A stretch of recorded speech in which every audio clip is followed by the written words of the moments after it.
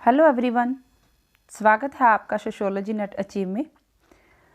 UGC NTA net sociology previous year question paper 2033 का हम third part कर रहे हैं, उसको सॉल्व कर रहे हैं। इससे पहले हमने 2 पार्ट किए हैं, अगर आपने नहीं देखा तो चैनल पे जाके देख लें। Which among the following are the elements of ethos of science.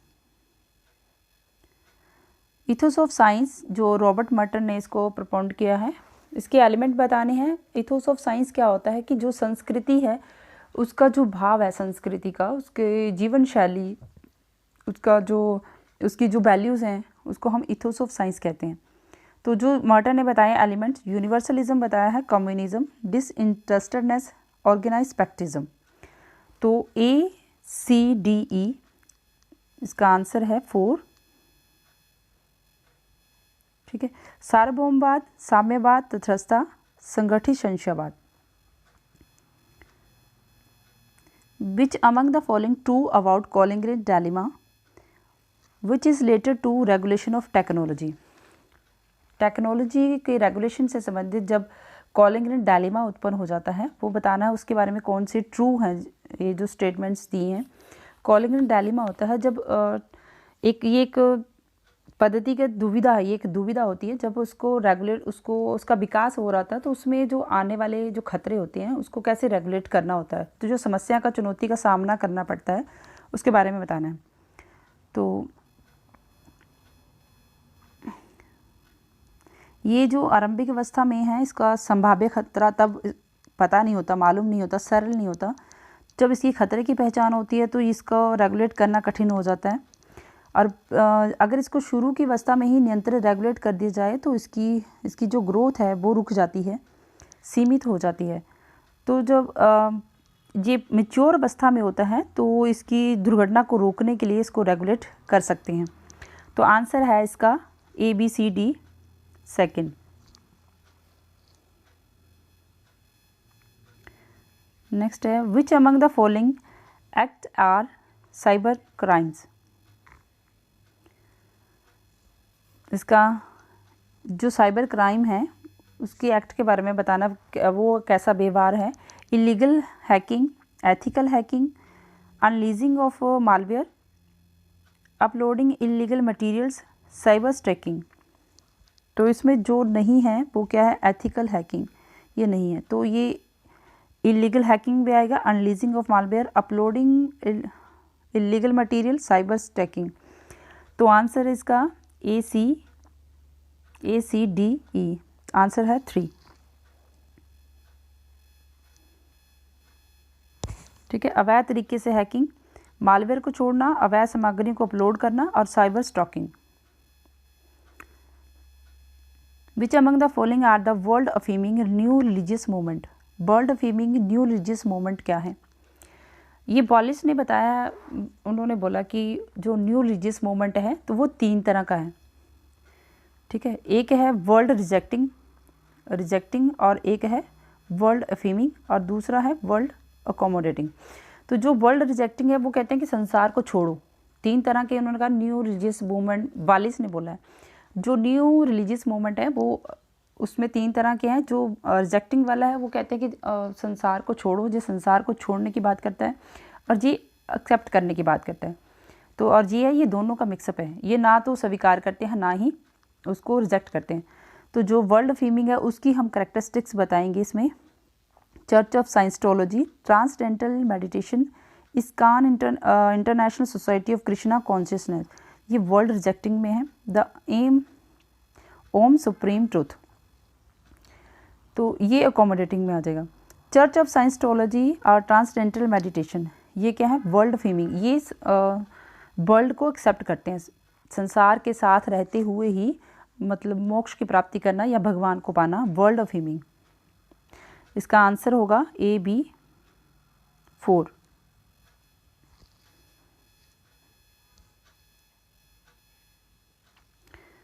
ठीक है। आत्म विज्ञान का चर्च और अनुभातित मनन। पैंथीज्म मीन्स क्या है, इसका क्या अर्थ है। The belief that there is no god, the belief that there is one god, the belief in several gods, the belief that the universe is god, the lack of belief in one way or another. इसका सही answer क्या है? 3, D only, the belief that the universe is god. Universe ही god है, ये इसका answer है। पैंथेनिज्म होता है सर्वेश्वरवाद, वो सभी में एक ही है। सर्वेश्वरवाद है जिसका मतलब है यह एक ब्रह्मांड ही ईश्वर है।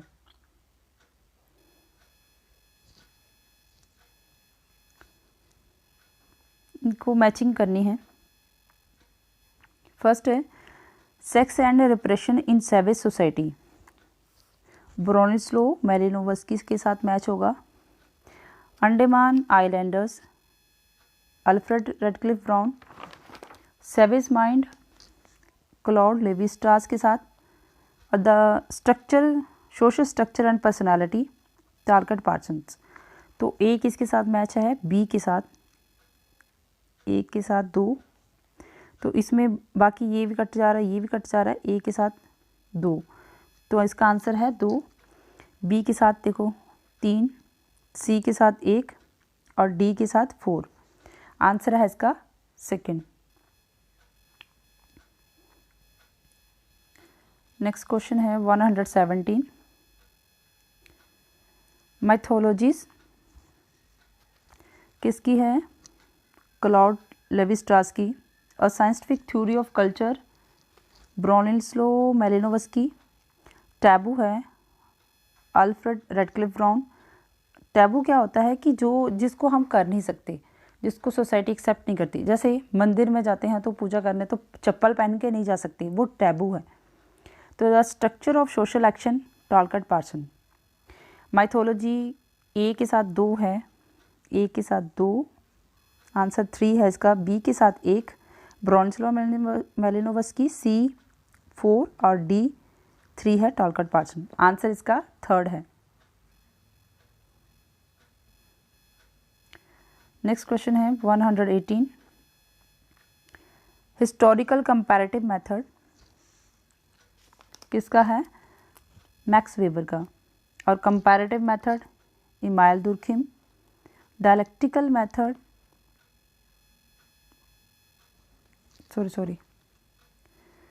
हिस्टोरिकल कंपैरेटिव मेथड है मैक्स वेबर का। कंपैरेटिव मेथड है इमाइल दुर्खिम का। और dialectical method Karl Marx. New functionalism J C Alexander. अब यहाँ पे ए किसके साथ मैच हो रहा है? 3 के साथ।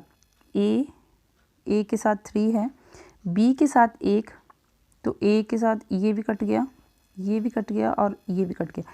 ए के साथ 3, बी के साथ 1 है इमाइल दुर्खिम, सी के साथ 2 कार्ल मार्क्स, डी के साथ क्या है 4 जेसी अलेक्जेंडर। आंसर है इसका सेकंड।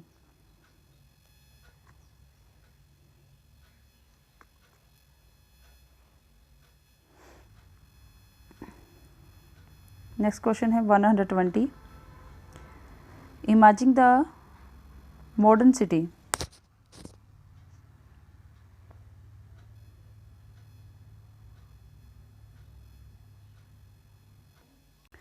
क्वेश्चन नंबर 120 है, इमेजिंग द मॉडर्न सिटी, ये किसके साथ मैच हो रहा है? जेम्स डोनाल्ड के। Post urbanism, Nan Ellin. Urban question, a Marxist approach, Manuel Castells. The death and life of great American cities, Jenny Jacob. इसका सही आंसर है ए के साथ 4, तो ये सब कट जा रहा है। ए के साथ 4 और बी के साथ है 3, सी के साथ 1 है, डी के साथ 2। आंसर है इसका 1।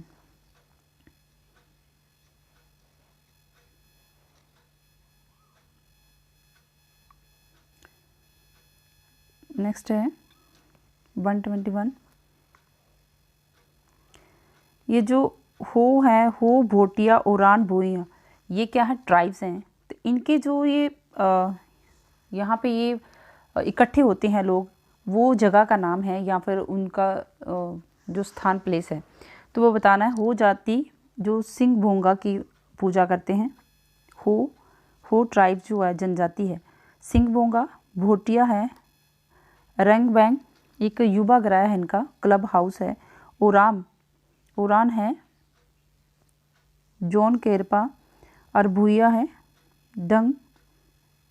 धांगर बासा। ए के साथ 2, बी के साथ 3, सी के साथ 4, ठीक है। आंसर है इसका 4।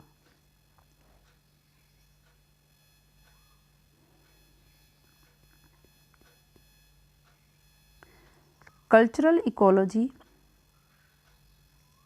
इसको मैच करना है। Cultural ecology theoretical paradigm that explore the relationship human and culture and physical environment. जो कल्चरल इकोलॉजी है वो human culture and physical environment से रिलेटेड है, एक्सप्लोर करती है। और कार्बन फुटप्रिंट्स, ये a person measure how much carbon dioxide you create और how much contribute to climate change, ये इसके साथ मैच होगा। और ये कल्चरल इकोलॉजी 3 के साथ। इन्वायरमेंटल रेसिज्म, यहाँ पे it shows pattern by which environmental hazards are greatest in proximity to poor people specially minorities. और इकोलॉजिकल फुटप्रिंट्स है, it refer to human demand hectare of land per person, 3 1 के साथ, और 4 जो है वो 2 के साथ। ए किसके साथ मैच हो रहा है? 3 के साथ। आंसर है इसका फर्स्ट।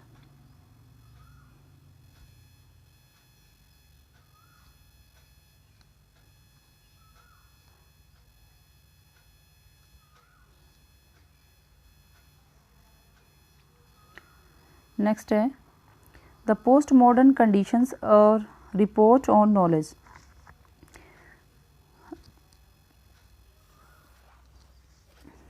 और यह मिरर ऑफ प्रोडक्शन, ये किसके साथ है? The post modern condition,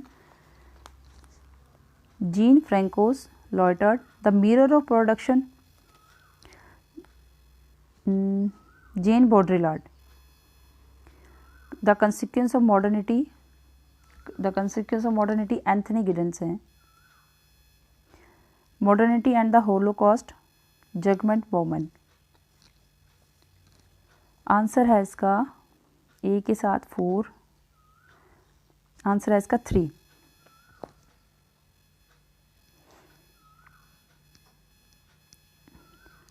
the network society, Manuel Castle's.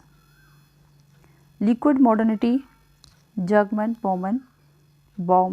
Late modernity, Anthony Giddens. और रिफ्लेक्सिव मॉडर्निटी, अल्रिच वेक। इसका आंसर है ए के साथ 2, बी के साथ 1, आंसर है इसका first.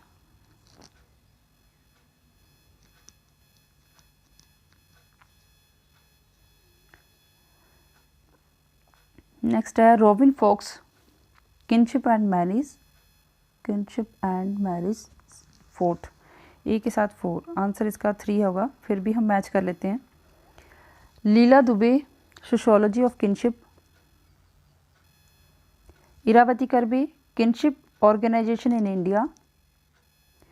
And Pauline Kolenda, regional difference in family structure in India, answer है इसका 3rd।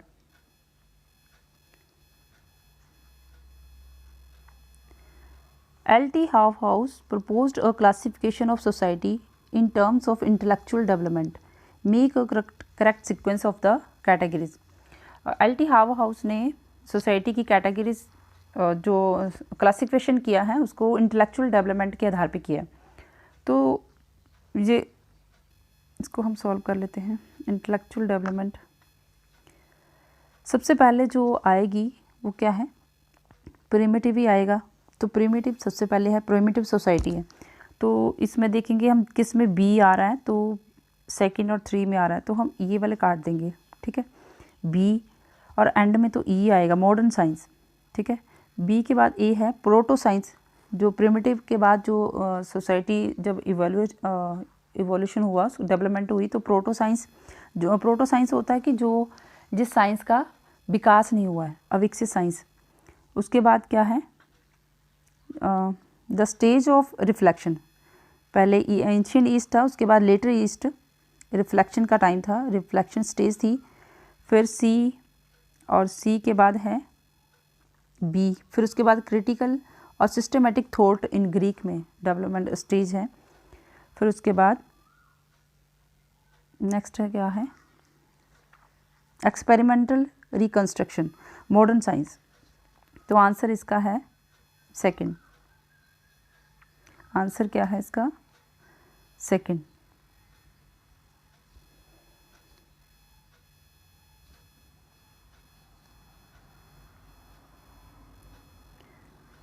The sequence of Talcott Parsons scheme of social evolution is.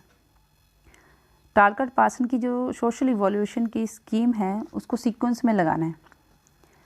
सबसे पहले प्रिमिटिव, प्रिमिटिव, उसके बाद एडवांस प्रिमिटिव, ठीक है, डी बी, फिर आर्कियक, फिर एडवांस इंटरमीडिएट और उसके बाद मॉडर्न।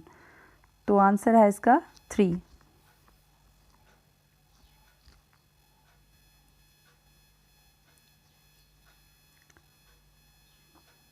नेक्स्ट है Emile Durkheim outline a classification of societies.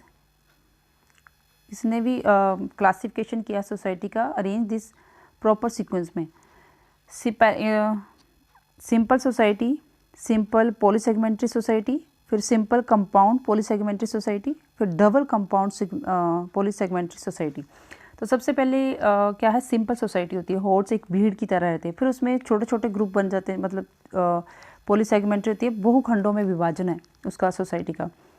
फिर उसके बाद कंपाउंड में मिश्रित हो जाती हैं, इकट्ठे हो जाते हैं, मिक्स होते हैं। फिर उसके बाद डबल कंपाउंडेड पॉलीसेगमेंट्री सोसाइटी होती है जो कि बहुत ही ज़्यादा जटिल होती है। तो ए बी सी डी ये सीरीज में ही है, सीक्वेंस में है। तो आंसर है इसका second, A B C D.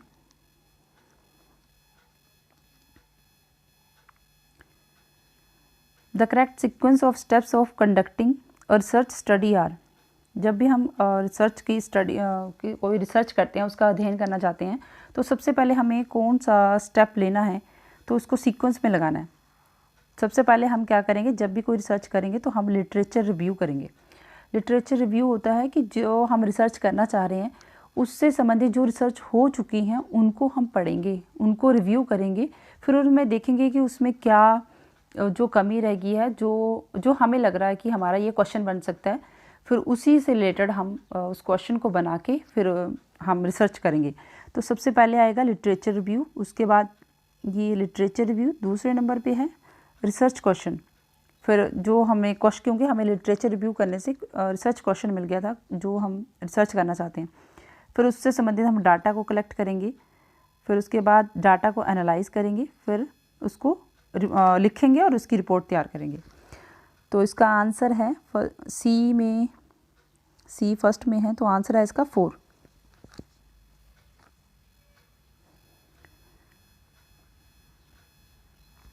Next है 130। But is the correct chronological sequence of Emile Durkheim's writing. Emile Durkheim के जो कार्य हैं उनको सीक्वेंस में लगाना है कि उन्होंने जो जो पब्लिश किया है, जो कार्य किए हैं। तो सबसे पहला क्या है, जो the division of labour in society, ये 1893 में लिखी है इन्होंने, ठीक है, ये देख लेना यहाँ से, एक मिनट। 1893 में। फिर उसके बाद देखिए the rules of sociological method, ये लिखी है इन्होंने 1895 में। फिर उसके बाद लिखी है द सुसाइड 1897 में। फिर the elementary forms of religious life, ये लिखी मैं यहाँ लिख देती हूँ 1912 में। तो इसका आंसर है सेकंड। सबसे पहले बी आएगा, ए, फिर डी, फिर सी। आंसर है इसका सेकंड।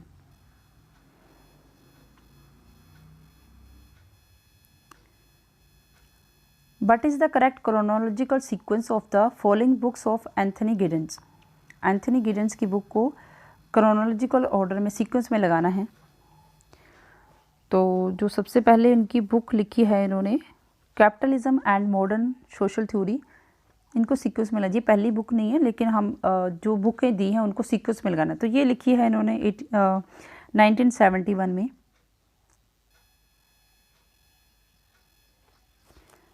फिर new rules of sociological method लिखी है 1976 में। कंसिक्वेंस ऑफ मॉडर्निटी ये 1990 में।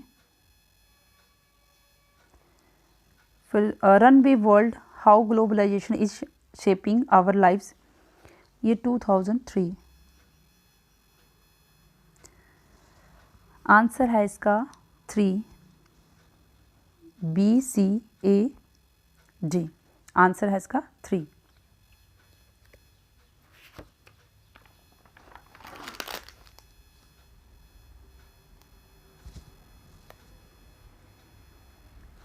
What are the steps in planning and implementing of a rural development project arranged in correct sequence?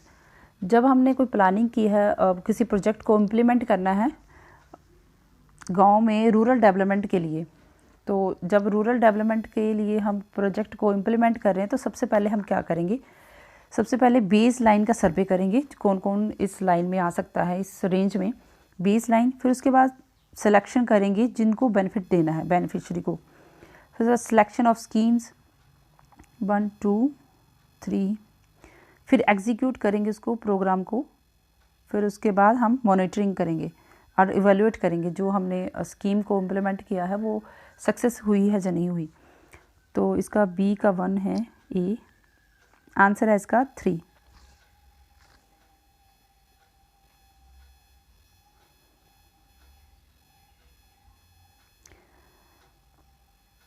What is the chronological sequence of the following? Writing of Claude Lévi-Strauss। Claude Levi Strauss के हम chronological order में लगाएंगे। The elementary structure of kinship, ये 1949 में। फिर है structural anthropology 1958। The savage mind 1966। फिर introduction to science of mythology 1978। इसका आंसर है 2, CABD। आंसर इसका 2 है।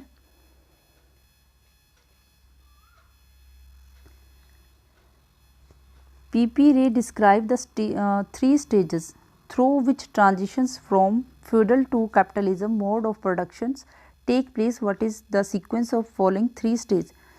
फ्यूडलिज्म से जो कैपिटलिज्म का सफ़र है बीच का, तो उसमें उसके 3 चरण बताए हैं, P.P. Ray ने डिस्क्राइब किए हैं। तो वो चरण क्या हैं? Capitalism becomes dominate, it still makes use of feudalism, capitalism destroys all peasants, handicrafts and forms of production. Capitalism is subordinate to feudalism and depends on landed property to get both raw materials and workers. समांतरवाद के अधीन रहता है और जो संपत्ति, कच्चे माल है उनको पाने के लिए उनके ऊपर निर्भर रहता है। फिर उसके पहले बी आएगा। फिर पूंजीवाद उसका डोमिनेंस स्थापित हो जाता है। फिर वो समांतरवाद का प्रयोग करता है और किसानों के जो छोटे छोटे जो उनके प्रोजेक्ट हैं तो उनको वो ख़त्म कर देता है। फिर सामंतवाद पूंजीवाद के विकास, जो सामंतवाद है वो पूंजीवाद के विकास की राह में रोड़ा बन जाता है, बाधक बन जाता है। तो इस तरह से वो उसको सामंतवाद को पूरी तरह से नष्ट कर देता है। तो पहले आएगा बी, फिर ए आएगा, फिर सी। तो BAC आंसर है इसका 2nd।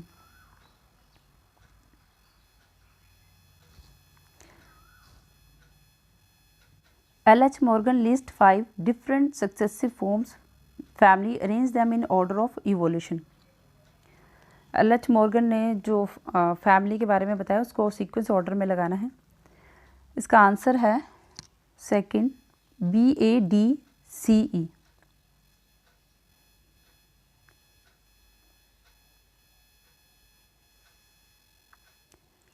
यहाँ स्टेटमेंट दी हैं, स्टेटमेंट के बारे में बताना है कौन सी स्टेटमेंट ट्रू है या फिर जो ट्रू नहीं है। तो स्टेटमेंट है sample size determinations indicate the number of people in the samples and the procedure use to compute this number.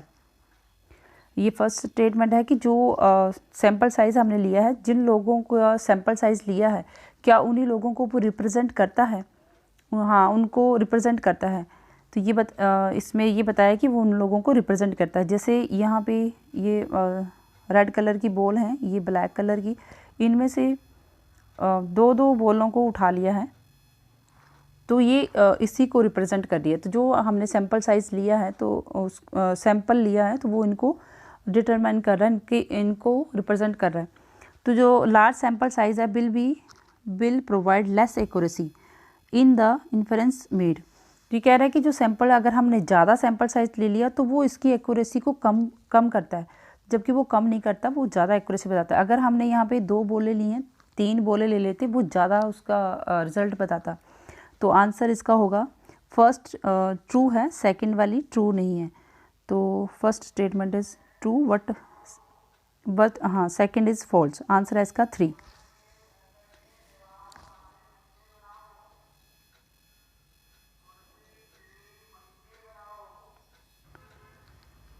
Given below are 2 statements. One is labeled as assertion A and other is labeled as reason R। एक assertion दी है, दूसरा उसका reason दिया है। Dependent variable are the outcomes of result। जो dependent variable है वो outcome है of the influence of the independent variable। independent variable का वो result है dependent variable। एंड रीज़न बताया है क्योंकि because independent variable are variable that are manipulated in the experiment. Reason ये बताया है कि जो डिपेंडेंट वेरिएबल है वो इंडिपेंडेंट वेरिएबल का ये रिज़ल्ट है और ये कॉज है, ये कारण है, इसके कारण इसके ऊपर इफ़ेक्ट आया है। तो ये इंडिपेंडेंट जो सेकंड जो रीज़न बताया वो इसलिए ये बताया है कि जो इंडिपेंडेंट वेरिएबल है इसको मैनिपुलेट किया जाता है, इसके ऊपर एक्सपेरिमेंट किया जाता है। तो ये असर्शन और रीज़न दोनों ही सही है, दो इसकी एक्सप्लेनेशन सही है। तो आंसर है इसका फर्स्ट।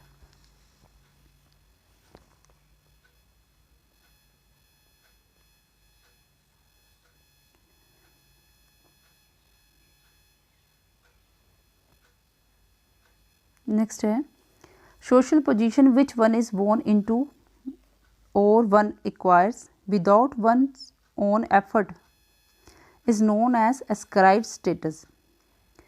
स्टेटमेंट सेकंड है achieved status is based on defined by what people do और acquire through their own effort. ये दोनों ही स्टेटमेंट सही हैं। जो फर्स्ट जो सोशल पोजीशन होती है वो जो हमें बाय बर्थ मिल जाती है उसको हम एस्क्राइब्ड स्टेटस बोलते हैं। जो हमें बाय बर्थ मिल जाता है, जैसे हम भाई है, कोई लड़का है, ये किसी का भाई है, किसी का पिता है, किसी का बेटा है, ठीक है। तो ये इसको बाय बर्थ मिली है, ये क्या है, एस्क्राइब्ड स्टेटस। और जो अचीव्ड स्टेटस है वो हमें एफर्ट लगाना पड़ते हैं। जैसे कोई इंजीनियर बना, डॉक्टर बना, तो उसने एफर्ट करके ली है, और ये विदाउट एफर्ट है। तो स्टेटमेंट दोनों ही ट्रू हैं। इसका आंसर है first. Both statement, first and second statement true.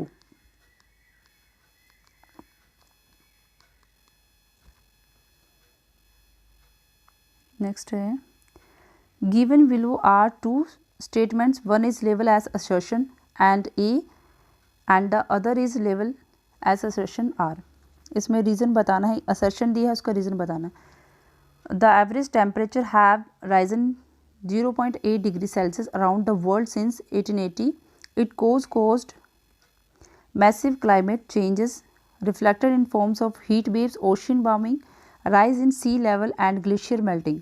ये कह रहे हैं कि जो 1880 के बाद का जो वर्ल्ड है, वर्ल्ड में टेम्परेचर जो है वो 0.8 डिग्री इंक्रीज़ हो गया और उससे क्लाइमेट चेंज हो रहा है, ओशन वार्मिंग हीट वेव्स आ रही हैं, ओशन वार्मिंग हो रही है, और साथ में ग्लेशियर मेल्टिंग हो रहे हैं। तो रीज़न क्या बताया है कि from the time of industrial revolution, जब से इंडस्ट्रियल रेवोल्यूशन हुआ है, औद्योगिक क्रांति हुई है, तब से क्या कार्बन डाइऑक्साइड जो उसकी प्रोड्यूस हो रही है वो 10 फोल्ड मतलब 10 गुना बढ़ गई है। कार्बन डाइऑक्साइड 10 गुना बढ़ने के कारण ही ये जो टेम्परेचर बढ़ा है।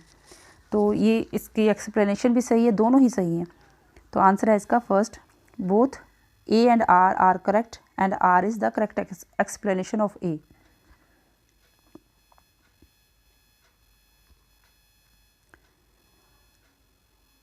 Given below are two statements. The informational economy is global. And second statement है a global economy is historical a new reality distinct from a world economy. जो इंफॉर्मेशन इकोनॉमी है इस ग्लोबल है, और जो ग्लोबल इकोनॉमी है वो historical new reality है। ये दोनों ही सही हैं और ये इससे वर्ल्ड इकोनॉमी से डिस्टिंक्ट है। आंसर इसका फर्स्ट है, both statement first and second are true.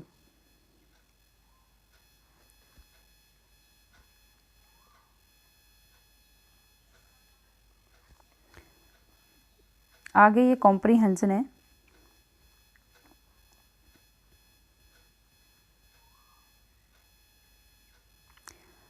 आप इसका स्क्रीनशॉट ले लें, फिर पढ़ लें और खुद समझ के करें फिर बाद में,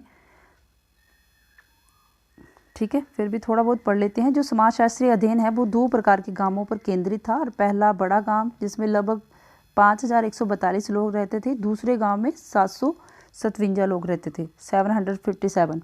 तो ये आकार में अंतर होने के बावजूद दोनों गाँव में समान जातीय धार्मिक संरचना दर्शाते हैं। गाँव में हिंदू मुस्लिम परिवार शामिल हैं और आंतरिक स्तर पर जाति और जाति थे। प्रत्येक समूह में कुछ प्रभुत्व लोग थे। उस गांव के आर्थिक एवं राजनीतिक संसाधनों के अधिकांश भाग पर नियंत्रण करते हैं। ग्रामीण जनसंख्या 3 सामाजिक और आर्थिक समूहों में बटी हुई है। किस में बट अंडरलाइन कर लेना है जो मेन में लग रहा है। 3 सामाजिक और आर्थिक समूहों में बटी है। एक है कृषकों का एक समूह जिनका सामाजिक स्तर ऊंचा और आय अधिक है, ठीक है। कुछ जातियाँ प्रभुत्व जाति बन जाती हैं, और कुछ अन्य जातियों के कुछ लोग के साथ जिन्हें अनुचरों की तुलना बेहतर आर्थिक स्थिति प्राप्त है। फिर अस्पृश्य, गरीब और मजदूर ये कौन से समूह में आते हैं? कम प्रभाव के समूह में आते हैं, ठीक है। और कारीगर और व्यावसायिक जातियों के सदस्य ये मध्य समूह में आते हैं। गांव एक छोटा किंतु प्रभावशाली वर्ग है जो अभिजातीय वर्ग बनाते हैं। अभिजातीय वर्ग में कौन आते हैं? ऐसे लोग हैं जो शिक्षित हैं, शहरी संपर्क में हैं और ग्रामीण तथा अंतर्ग्रामीण राजनीति में सक्रिय भूमिका निभाते हैं। इसका आंसर करते हैं। क्वेश्चन नंबर है 141। इसका फर्स्ट क्वेश्चन है, किस प्रकार से दोनों गांव एक दूसरे से एक समान हैं?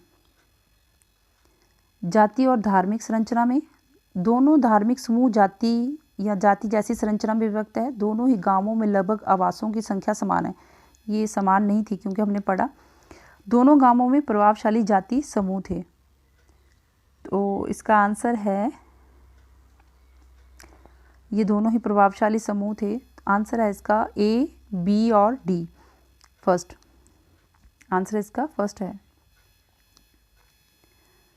नेक्स्ट है, गांव के कृषक वर्ग के निम्नलिखित लक्षण हैं। कृषक वर्ग के जो लक्षण है वो बताने हमने,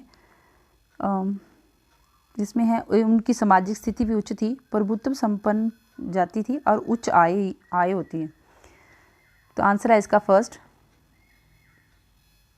नेक्स्ट क्वेश्चन है, अध्ययनाधीन गांव में मध्य वर्ग की संरचना में शामिल है। जो हमने पढ़ा था ना, मध्य वर्ग की संरचना में शामिल है। ये कौन सा क्वेश्चन? 143।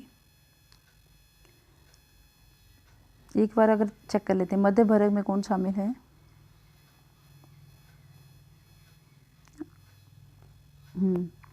ये हाँ मध्य वर्ग में हमने पढ़ा था, ये मध्य समूह। तो इसमें कौन थे? संपन्न कृषक, कम संपन्न कृषक, कारीगर, व्यावसायिक जातियों के सदस्य एक मध्य समूह में शामिल हैं।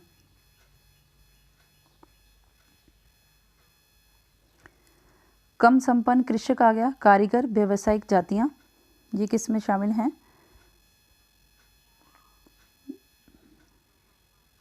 मध्यम वर्ग में।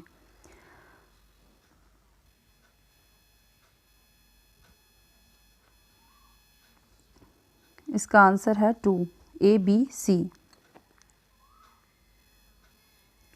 क्वेश्चन नंबर 144, गांव में निम्न वर्ग में शामिल है। निम्न स्तर की जातियां कृषि श्रमिक और सीमांतक किसान। आंसर है इसका 3, A, B, D। अध्ययन गांव की शक्ति संरचना में शामिल है।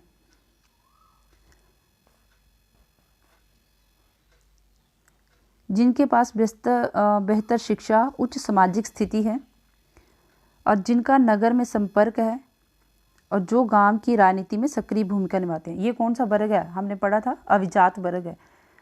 तो A, B और D, ये आंसर इसका सेकंड है। आगे फिर से यही कॉम्प्रिहेंशन है। इसका भी आप स्क्रीनशॉट ले लें, फिर आप खुद सॉल्व कर सकते हैं।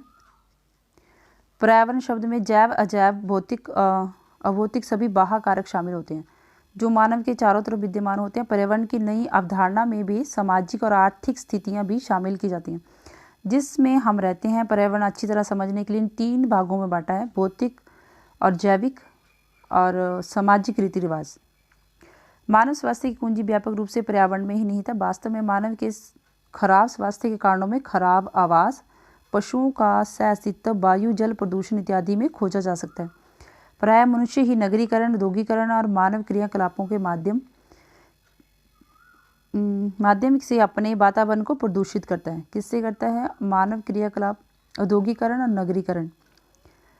और विश्व में सामाजिक पर्यावरणीय बदलाव हो रहे हैं, इसलिए हम इस समस्या के समाधान हेतु, स्वस्थ वातावरण बनाने हेतु एक संयुक्त बहुविषयक कार्यक्रम चलाने की आवश्यकता है। सभी के लिए स्वास्थ्य प्राप्त करने हेतु जो वातावरण और स्वस्थ जीवन शैली से संबंधित है, व्यक्तिगत स्तर पर, परिवार के स्तर पर, समाज के स्तर पर पहल करने की आवश्यकता संबंधी 2 बदलाव किए जाने की आवश्यकता है। बाह्य कारकों से अलग पर्यावरण की नवीन संकल्पना में यह सम्मिलित है आर्थिक दशाएं और सामाजिक कारक। इसका आंसर है 3।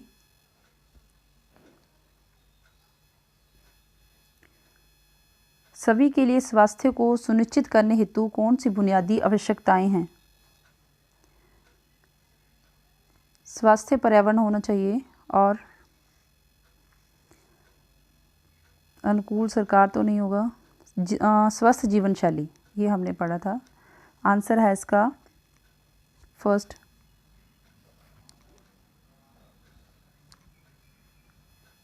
वन 147,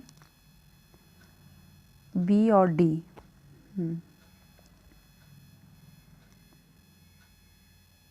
मानव विविध मानवीय गतिविधियों के माध्यम से अपने पर्यावरण के प्रदूषण के जिम्मेदार है।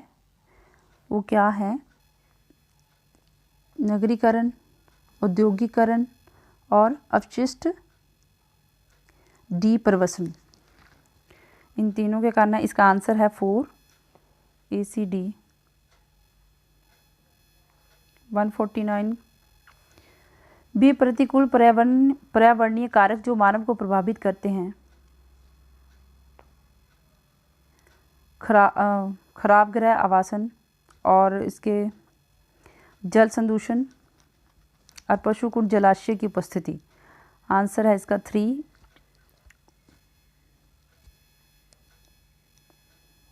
किसी पर्यावरण के सामाजिक घटक के रूप में नहीं माना जा सकता।